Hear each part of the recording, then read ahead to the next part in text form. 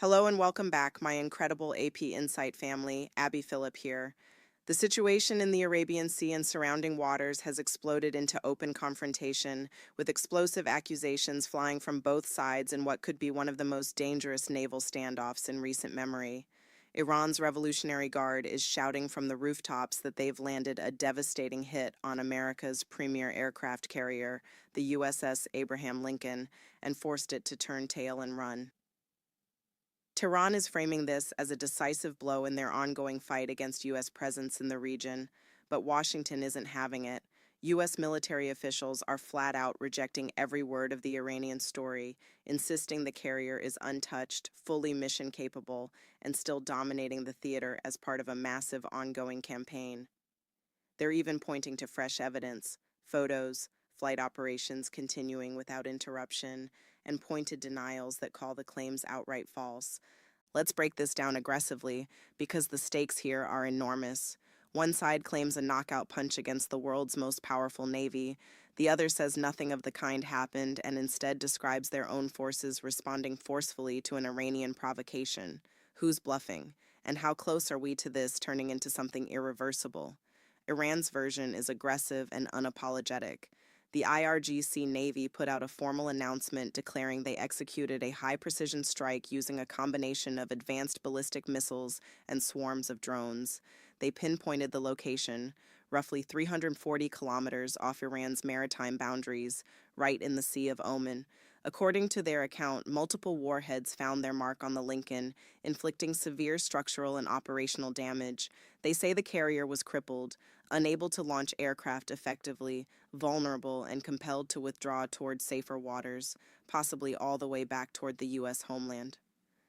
Iranian state media amplified this immediately, reporting visual sightings of the entire strike group fleeing at high speed after the impacts. No raw footage, no satellite shots, no verifiable wreckage, just their word that a floating symbol of American might had been humbled. This isn't subtle propaganda.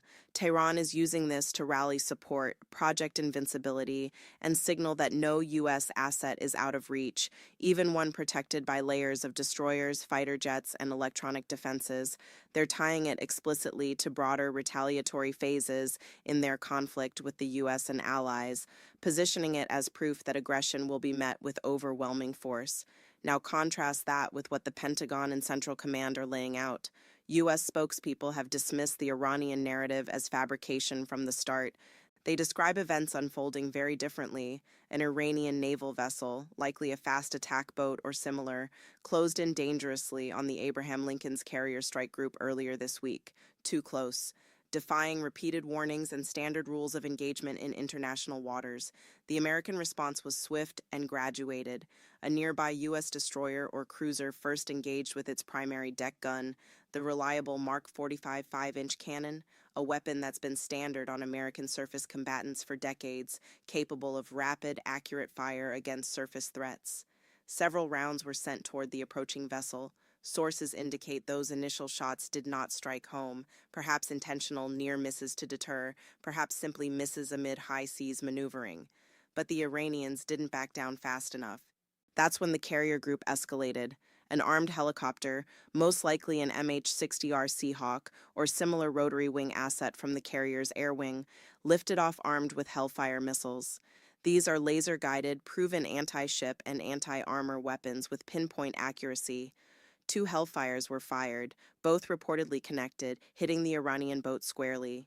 Details on the aftermath are sparse. No confirmed sinkings, no casualty figures released publicly, no images of burning wreckage from either side.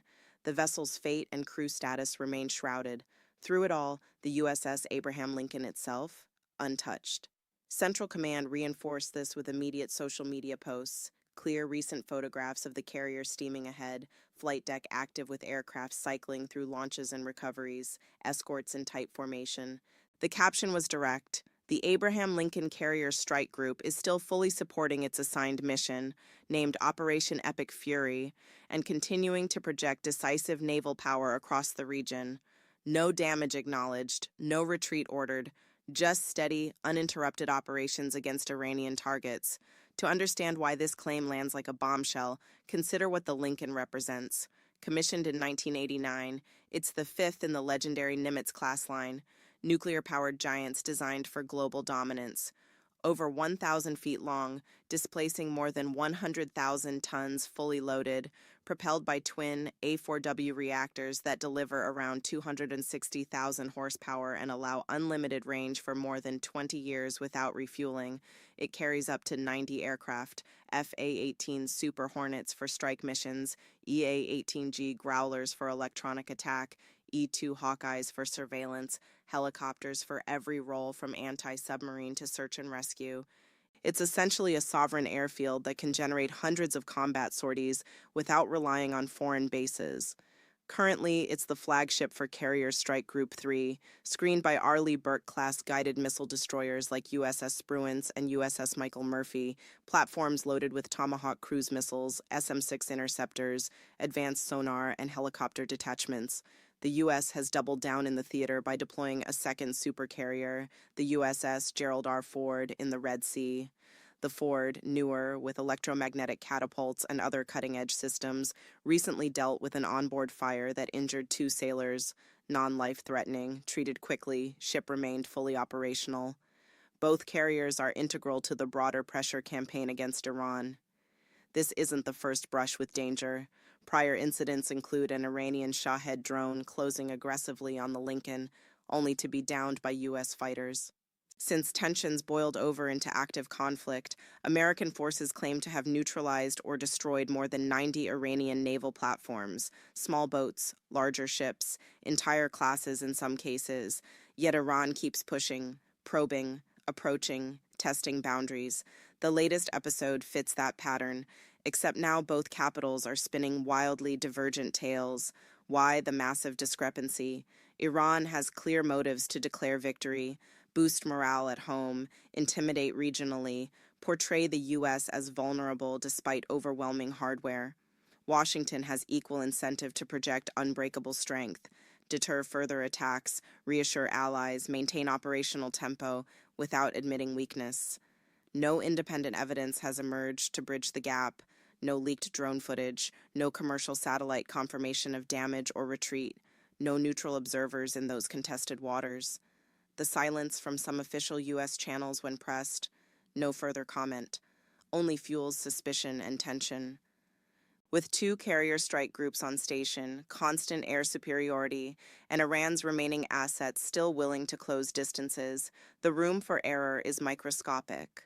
One misjudged approach, one weapon that actually penetrates defenses, and we're looking at potential catastrophe on a scale that could drag in more players.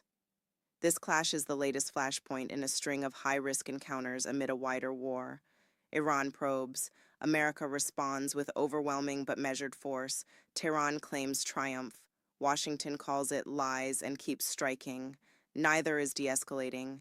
Neither is providing the irrefutable proof that would shut down the debate. The Arabian Sea isn't just ocean. It's a critical choke point for energy shipments, trade routes, and military strategy. When supercarriers and Revolutionary Guard boats start exchanging fire, even limited, the entire region holds its breath. The risk of miscalculation isn't theoretical, it's immediate. Iran insists they wounded a giant and made it flee. The U.S. insists the giant swatted the threat aside and kept marching. Both can't be right, and until hard evidence surfaces, the uncertainty itself is dangerous.